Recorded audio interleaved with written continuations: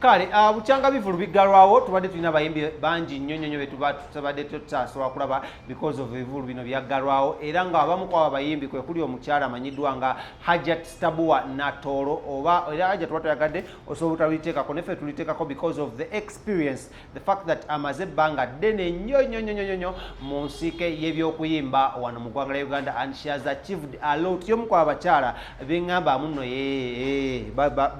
bayinamu envabu they are strong. Anyways, yomu ku bakyala basomesezza abaana baabwe out of nowhere to somewhere era nga twalako amatikira ga muwala we ne twalako embaga yali mbaga kwali kwanjula Lawrence kwali kwanjula yes okwanjula okwasombola abayimbi enkumuliitu wali mu makage ndejje kuzanta we wato so munange Starbou Natooro twamusanze yet again ku lunaku lwa mukaaga nga azze okuyimbirako honorable amanyiddwa nga Abubeka Kawalya ngera no ye honorable wa side zeno Lubaga North yes ewaje yajjayo omukulu amanyiddwa nga Kasibante Moses era ng'ono Abubeka Kawalya era munange yabadde speaker w'olukiiko lwa KCCA wembasirabidde so munange Starbou Natooro twayogeddeko naye mu exclusive interview nga mutumanyi ffe aba Celeb Jazz tetuzirwisaayo nagezaako tunyonyola ebintu bingi nnyo. First of all yatunyonyodde ku bugagga bwe gy'amaanyi gy'abujja naye n'agamba ennaku zino obwavu bumuluma bumweyaguza n'omweyaguza kati avaako vubu kubanga gavumenti eneganya okuvayo eky'ebivulu n'agamba ate n'emikolo gyennyini tegikyali mingi nga bwe gyali giri ate abantu baavu emikolo ekisooka abantu bagirimitinga ku bantu batono nnyo so kitegeeza abantu webeera n'abantu batono ku mukolo n'abantu baba kusonderako ssente baba batono kitegeeza abayimbi togenda yita bangi nga badde olina bayita era n'atugamba muno asaba akubira gavumenti Omulanga eya Yoweri Kaguta Museveni eveeyo ete ebivulu mu ngeri zonna kale webeganya bita eyongere ku bantu bebakkiriza okukola emikolo n'embaga because abantu babeera abangi ku mukolo kitegeeza muno nabo bagenda basasula akasente akawerako okujja okusanyusa abantu. Ekyakyayogedeko munange yagambye muno ye si munnabyabufuzi era mumwesonyiire ddala yakoma okgenda okuwagira mu byobufuzi yali awagira mukulu amanyiddwa nga Jacob Omutuuze era ng'ekyamuwagiriza teyamuwagira lwakuba munnabyabufuzi yamuwagira kubanga Jacob Omutuuze ono mukozi wa ku radio emu emanyiddwa nga Dembe FM ate nga munnabantu muntu w'abantu muntu ayagaliza muntu abaddewo mu kaliya y'abayimbi ab'enjawulo nga tabasiza wansi wabula ng'ayongera kukola ki kubayimusa waggulu. So Starbou Natooro ono saagala muwanda nnyo bigambo mukamwa njagala mubatuuseko ng'agezaako okunnyonnyola ways of how to keep yourself ng'okyali ku mulamwa ate ng'olinamu kasente katonotono ate nga abantu tebakukyaye. Yagambye n'ogamba muno mulekerawo okubeera nga temulina ssente ate ne mulaga abantu muno temulina kasente. So Starbou Natooro on the ones and twos gwe ngenda okuba nga nkutuusako era nga mukunange eyabadde ku kamera bamuyita Star Lawrence okuva mu bannaffe aba KingSmith Studios nga tusangibwa wano enankulabye ku Prime Tower ekizimbe ekyo bw'okirinnya amaddala n'oyamuka waggulu ojja kuba otulaba tuli ku level 3 that is D04 studio yawe twagiteeka jangu otuwagireko munnange mu ngeri ey'enjawulo. Walaikum salam warahmatullahi wabarakatuh. Kiyo ebali kusimu ofunyeto ekirowoozo embi yakuyisa yampise obuliridde ng'ate mbuliddewa nze mwendi mu Kampala najja Kampala tekyannema. Yes. Akayimba kano kososo okuba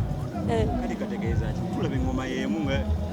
akakayimba kaluddewo nnyo ke kavaamu oluyimba lw'omanyi lwaki okakubidde Akubidde nti yanguze muyimbira bwe bakugula okuyimba olina okukola ekisinga obulungi. tuddeko mu nsi efe ey'okuyimba idi yakuyisa etya bubi etya kubanga saakola kitegeera bade online shows ebyo byonna kyoba omanya ffe sente tuzijja mu kuyimba tuzijja mu shows mu bivulu ne mu mikolo bwe tubeera nga tetukola bintu ebyo tuba tetuyisibwa bulungi. twakoma okulaba nganze wanze kujjako interview musajja wo Jacob Omutuuze twakoma naye tetwakulabako omukalulu kwa musajja waffe ono anti mbadde bize nekyanze siri munnabyabufuzi nze ndi muyimbi kitegeera. Abantu basinga beebuuza sente ozijjawa emmotoka gy'ovuga ya bbeeyi tebalaba wookola tuli mu covid esente emmotoka emaze emyaka egyo ebiri nga njiguze okitegedde kitegeeza we nagigulira nali nkola nali nnyimba oyimba buyimbi tolina kira kyokola ebirala nyina bingi nassa na mental works weri wali ekanyanya nyina ssa na medical center ebirowoozo bino kubanga gwolina assets ng'ezo nga weeziri Katonda waliwo abayimbi abamu amala ebbanga naye nga talina wadde n'akamotoka ng'eno tusanga babalina ebirala emmotoka si kyabugagga emmotoka kati nze emmotoka ye kapito wange kitegeera ng'omuntu obeera n'enkumbi nga nawe bwolina guno omuzindaalo ne kamera nange nyina okubeera n'emmotoka Hajati muwalawo wadde tetwajja omugole ekyo kyaggwa nakyo buli kimu ng'akayimba nga wakayimba oli wa mukisa buli kimu kiri ku ggwe of course alhamdulillah Hajati wanje twogere ku fashion ng'egyoyambadde nyumye otya kino kiri mu mmeka ngeza okunuzaamu kamera nga okyagadde ng'ozze buto nyina okudda obuto ate kati nzigadde kudda buto yes batute tukole tudde obuto kyetwagala kati tetutwagala okwekubagiza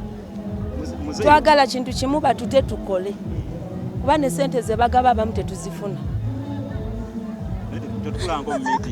simanyi nsusse ekikulu kiri nti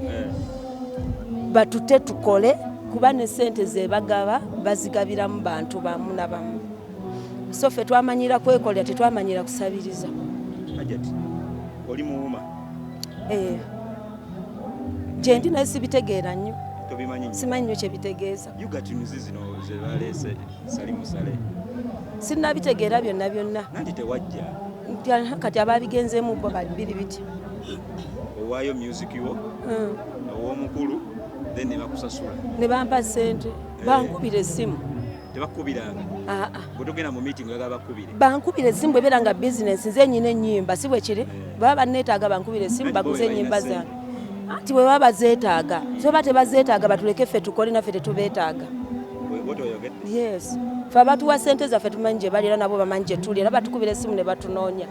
lwaki bagala batwegayirize nga olwedda ate batuganya okukola ennyimba zaffe ffe twazeteekeramu sente zaffe ffe tuzitaddemu obudde bwaffe buli kimu nze manyi bwensula nga njiya oluyimba